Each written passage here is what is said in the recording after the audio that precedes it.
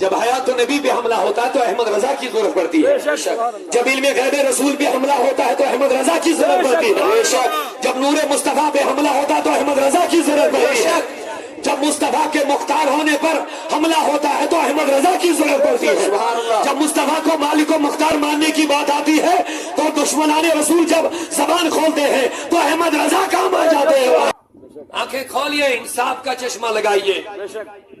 مجھے بڑا افسوس یہ بھی ہو رہا ہے بہت بڑے سنی اپنے آپ کو کہنے والے بھی احمد رضا سے چڑھ رہے ہیں، بے شک، کیونکہ ان کو پتہ ہی نہیں ابھی تک احمد رضا کی شخصیت کا نام ہے، چل رہے ہیں ان کو پتہ ہی نہیں، وہ سمجھتے شاید کچھ اور ہے۔ میں نے کہا مسلک اعلیٰ حضرت ہی مسلک غوث اعظم ہے، مسلک اعلیٰ حضرت ہی مسلک خواجہ اجمیری ہے۔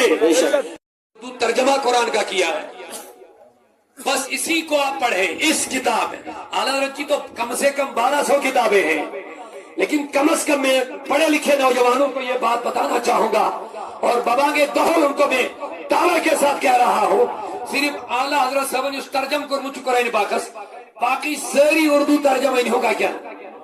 پھر ان کے اندر دیکھیں انہوں نے توحید کا کتنا لحاظ کیا، پھر احمد رضا کے کنز الایمان کا ترجمہ دیکھ لیں، میں دعوے کے ساتھ کہہ رہا ہوں وہ توحید کے معاملے بھی میں اعلیٰ حضرت کا مقابلہ نہیں کر سکتے۔ سبحان اللہ، عشق محبت، عشق محبت، عشق محبت، عشق محبت، مسلک اعلیٰ حضرت، ان کا صرف دعویٰ ہے، توحید پہ احمد رضا نے کام کیا ہے، اونچا نہیں بولا آپ نے سبحان اللہ۔ اب وقت نہیں بچا، سورہ بقرہ گوڑ نیچے رکو آیت دم پہ جلدی بس فیدر بانے پھر توحید کن کو دلیا ہوں جلدی میں عرض کروں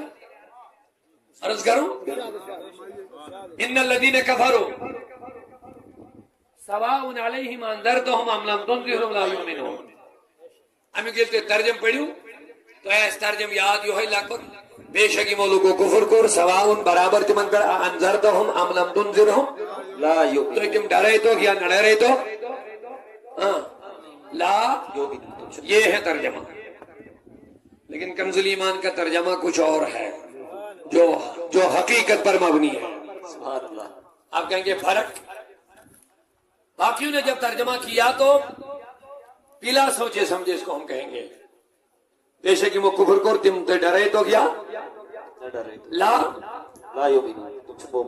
لیکن اب قرآن پہ انگلی اٹھیں گے، آپ کہیں گے کیسے؟ میں کہوں گا اگر اس آیت کو سامنے رکھیں گے، قرآن کہتا ہے جس نے کفر کیا تم اس کو ڈراؤ یا نہ ڈراؤ لا یؤمنون، وہ ایمان نہیں لائے گا، لیکن میں دیکھ رہا ہوں آج پوری دنیا اسلام میں داخل ہو رہی ہے۔ بے شک، نہیں سمجھے شاید جملہ، بے شک، اسی آیت کو آپ سامنے رکھے، قرآن کہتا ہے تم ڈراؤ یا نہ ڈراؤ جس نے کفر کیا وہ ایمان لا یؤمنون نہیں لائے گا۔ اب یہ مطلق ترجمہ کر لیا، لیکن میں آپ سے سوال کر رہا ہوں، بولیے آج کے دور میں لوگ ایماندار ہو رہے، مومن بن رہے کہ نہیں بن رہے؟ بے شک بن رہے ہیں۔ کافر لوگ اسلام میں داخل ہو رہے کہ نہیں ہو رہے؟ ہو رہے ہیں۔ عرب و عجم، شمال و جنوب، مشرق و مغرب دیکھ لیجئے، ہزاروں کی تعداد میں، لاکھوں کی تعداد میں لوگ کفر چھوڑ کر کے داخل اسلام ہو رہے ہیں آج بھی۔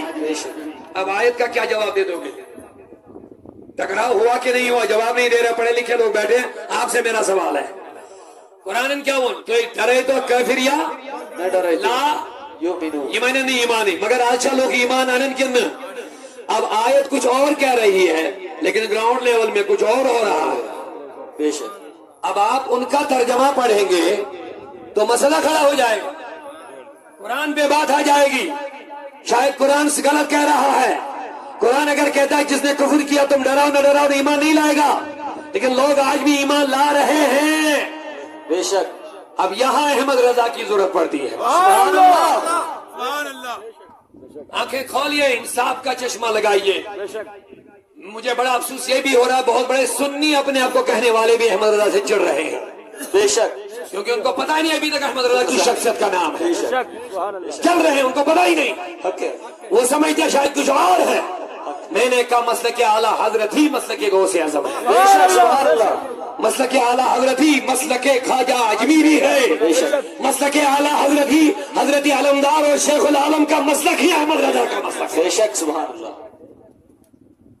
اب آپ کہیں گے آج کے دور میں ان کی اتنی کیوں ضرورت ہے؟ یہ بھی ایک سوال ہے۔ آپ انہی کو کیوں پیش کریں؟ قبلہ مفتی صاحب کوئی سوال کرے گا آپ احمد رضا ہی کو کیوں پیش کر رہے ہو؟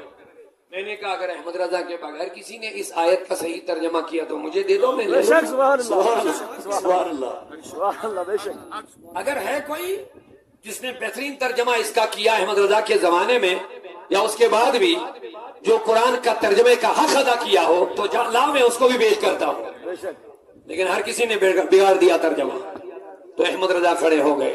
سبحان اللہ یہاں احمد رضا کی ضرورت پڑتی ہے جب قرآن پہ حملہ ہوتا ہے، بے شک جب حیات النبی پہ حملہ ہوتا ہے تو احمد رضا کی ضرورت پڑتی ہے، بے شک سبحان اللہ جب علم غیب رسول پہ حملہ ہوتا ہے تو احمد رضا کی ضرورت پڑتی ہے، جب نور مصطفیٰ پہ حملہ ہوتا ہے تو احمد رضا کی ضرورت پڑتی ہے، جب مصطفیٰ کے مختار ہونے پر حملہ ہوتا ہے تو احمد رضا کی ضرورت پڑتی ہے، جب مصطفیٰ کو مالک و مختار ماننے کی بات آتی ہے تو دشمنان رسول جب زبان کھولتے ہیں تو احمد رضا کام آ جاتے ہیں۔ سبحان اللہ اللہ اکبر یا رسول اللہ دو آیتیں حضرت زندہ باد بس دو آیتیں جلدی سے۔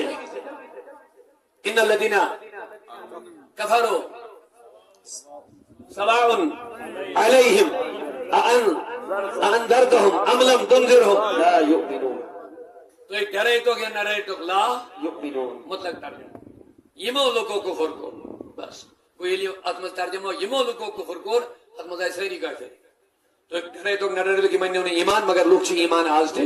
میں نے کہا اب کیسے آیت کا ترجمہ صحیح ہوگا تو احمد رضا نے کہا ان الذین کفروا جن کا مقدر کفر بن گیا ہے۔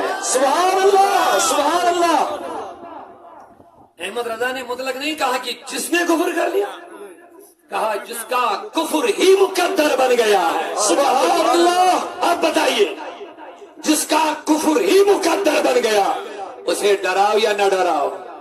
کوئی بات نہیں یعنی ابو جہل، بے شک یعنی ابو لہب، بے شک ان کا مقدر ہی کفر بن گیا۔ نبی تم ان جیسے لوگوں کو ڈراؤ یا نہ ڈراؤ؟